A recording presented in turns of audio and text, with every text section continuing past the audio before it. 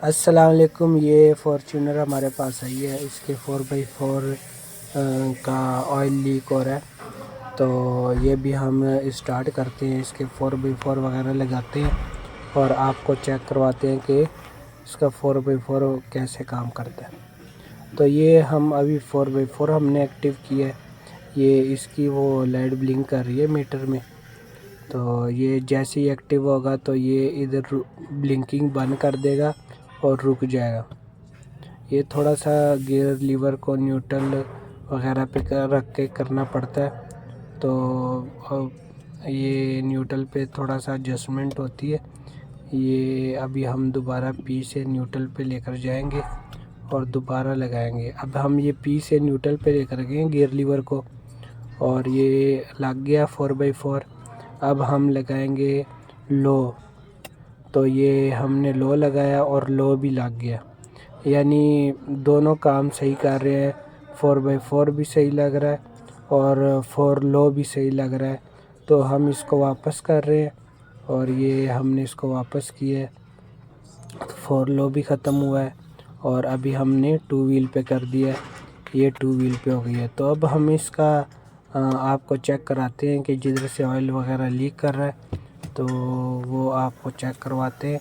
और अब हम उसकी सीलें वगैरह डालेंगे, टाइमिंग वगैरह करेंगे और उसकी वीडियो आप लोगों के साथ शेयर करते हैं।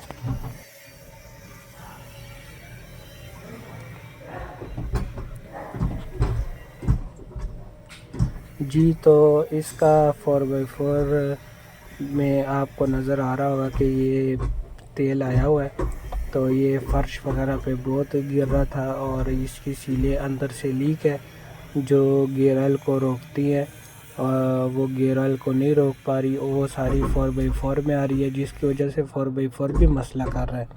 तो ये हम इसका 4x4 के पेज खोल रहे हैं और इसके अभी आपके साथ टाइमिंग भी शेयर करेंगे कि इसकी टाइमिंग कैसी होती है और अगर आपसे टाइमिंग गलत हो जाए तो उसको दुरुस्त कैसे करें। तो ये सब में है, ये रिवो वगैरह में भी आया हुआ है यही टाइमिंग। और इस तरह ये काफ़ी गाड़ियों में आया है। प्राडो वगैरह में भी है, उसमें भी है, सरफ में भी है।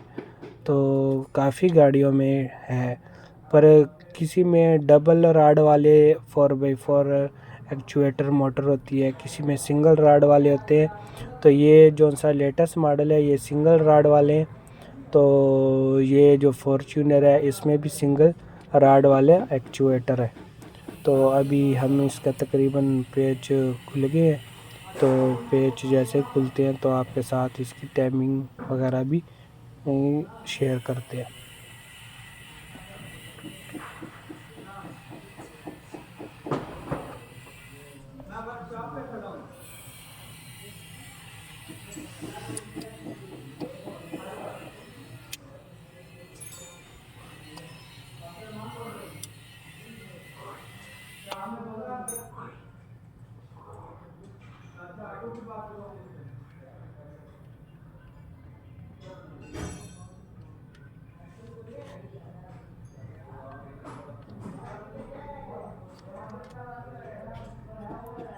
ये इसका एक 12 का बोल्ट खोल के अलग कर लिया और उसके बाद ये नीचे उतरता है। तो हम पहले इसको यानी 2x2 पे रख के ये एक्चुएटर मोटर का ये टापा खोलते हैं। तो ये टापा जैसे ही खुलता है तो ये इसके सामने टाइमिंग है।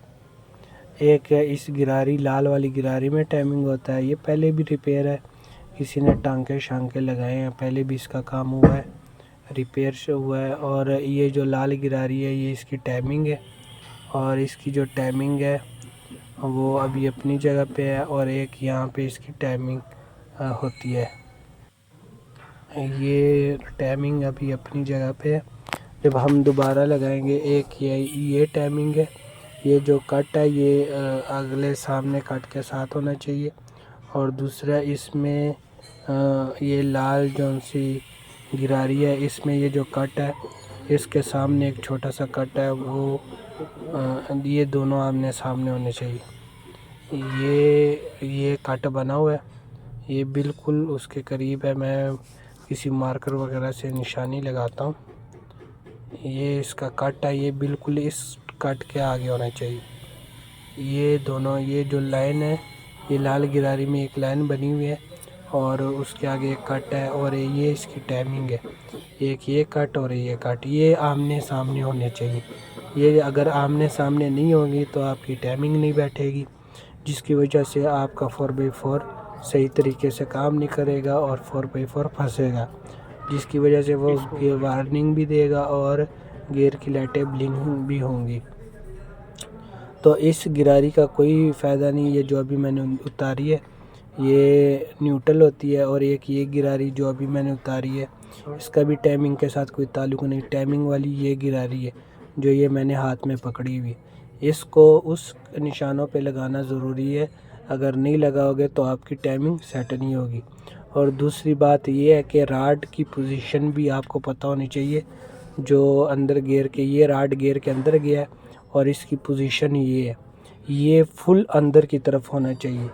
ये 2 व्हील पे फुल अंदर होता है और अगर ये थोड़ा से भी दंता बाहर आ जाए तो फिर भी आपकी टाइमिंग नहीं बैठेगी। तो ये देखना चाहिए। ये एक पेचकस इसमें वाया है, इसके कट में एक पेचकस आराम से 4 मुँह वाला पेचकस वर्क कर रहा है। तो ये इसके ये जो स्विच है, इनका काम होता है लाइटें ऑन करना, यानी 4 लो की और 4x4 की।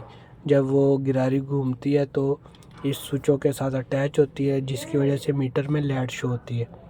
तो ये हमने इसका खोल लिया और इसकी यहाँ पे सील लगी होती है। इसका एक रिंग था वो भी कटा हुआ है और सील भी कटी हुई है, जिसकी वजह से ऑयल एक्चुएटर में आ रहा था। ये इसका रिंग कटा हुआ है, ये हम नया रिंग लगाएंगे और इसकी सील नहीं लगाएंगे तो इंशाल्लाह ये जो लीकेज वगैरह है ये बंद हो जाएगा। ये इसके अंदर सील है और एक ये रिंग है, ये दोनों कटे हुए हैं तो सील भी इसकी कटी हुई है। सील नहीं लगाएंगे और रिंग नहीं लगाएंगे, इंशाल्लाह इसका लीकेज बंद हो जाएगा। और लीकेज यहाँ से गियर ऑयल एक्चुएटर में आता था, तो जैसे इसकी लीकेज बंद होगी तो ये एजीएस दोबारा तंगी नहीं देगा। ये इसकी सील है जो हमने निकाली है। तो ये सील हमने निकाल ली है, इसमें टक डले हुए हैं जिसकी वजह से ऑयल वगैरह लीक कर रहा था। इसकी जगह पे हमारे पास नई सीलें हैं, हम नई सील लगाएंगे और इसको दोबारा फिट करेंगे इंशाल्लाह, और गारंटी से ये दोबारा मसला नहीं करेगा। ये सील हमने चेंज कर दी है और ये सील जो सी है ये बाज़ार वगैरह से मिल जाती है आराम से। टोयोटा जो कंपनी है उधर से भी मिलती है, आम मार्केट से भी मिलती है। ये हमने इसमें सील लगा दी है और अभी इसकी हम फिटिंग करेंगे और फिटिंग में जब हम टाइमिंग करेंगे तो वो आपके साथ शेयर करते हैं। ये रिंग और सील नए लगाने के बाद हम इसकी फ़िटिंग कर रहे हैं। ये फ़िटिंग में थोड़ा टाइम लेती है क्योंकि एडजस्ट वगैरह और टाइमिंग करना पड़ता है।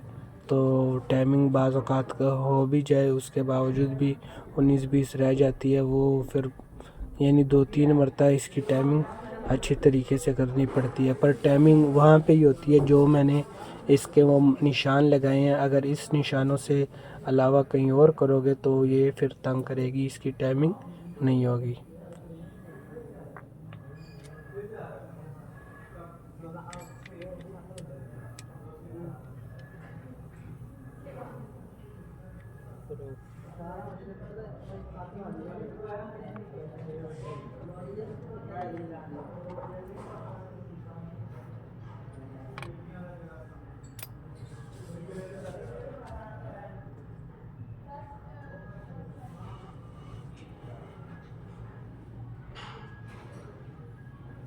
ये इसकी टाइमिंग वाली गिरा रही है, वो राड को हमने छेड़ा ही नहीं, राड अपनी जगह पे ही है।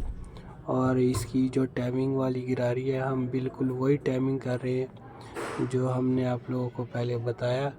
वो निशान के सामने होना चाहिए। अगर नहीं होगा तो आपकी टाइमिंग सेट नहीं होगी। ये मैंने बिल्कुल निशान के सामने कर दिए।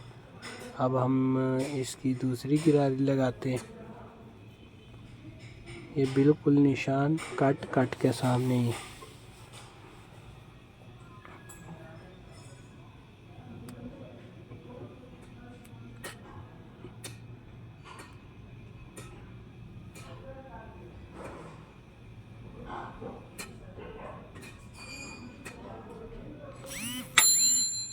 ये हमने जो मोटर के साथ वर्क करती है वो गिरारी बिठाई है, और इसके बाद हम बड़ी गिरारी बिठाएंगे।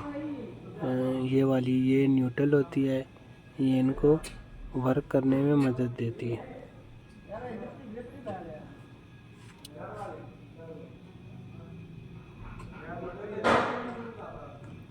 ये टाइमिंग वगैरह कंप्लीट हो गई। अब बारी इसकी है। अब इसका भी हमने बिल्कुल वो जो कट है वो कट के सामने रख दिया। वो जो मैंने पहले मार्कर के साथ निशान लगाया था वो बिल्कुल मैंने उसके सामने रख दिया निशानी।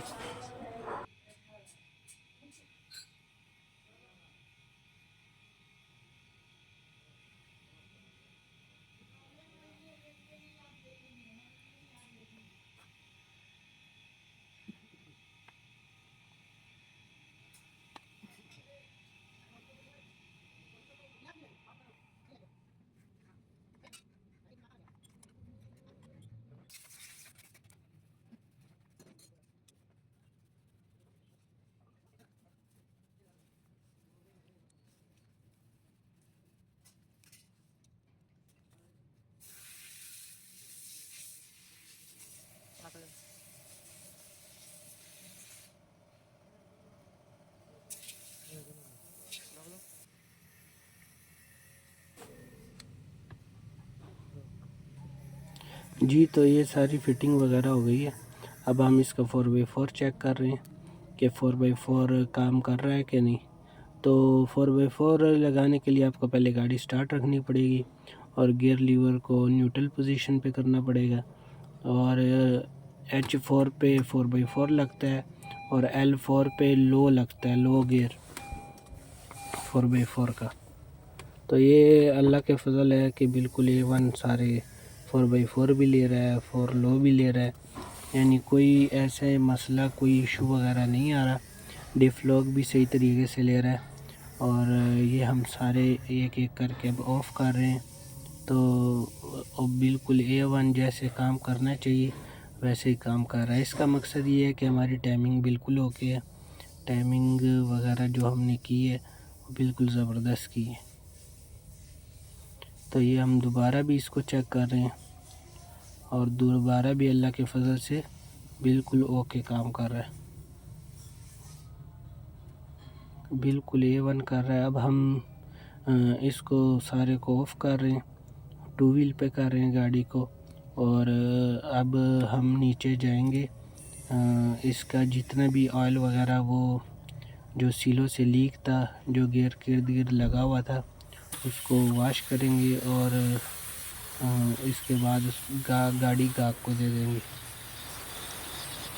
ये हम सारा वॉश कर रहे हैं। जितना भी तेल वगैरह आया हुआ था 4x4 पे ये अच्छी तरह वॉश करेंगे ये पेट्रोल से, और वॉश करने के बाद इसको गाड़ी दे देंगे।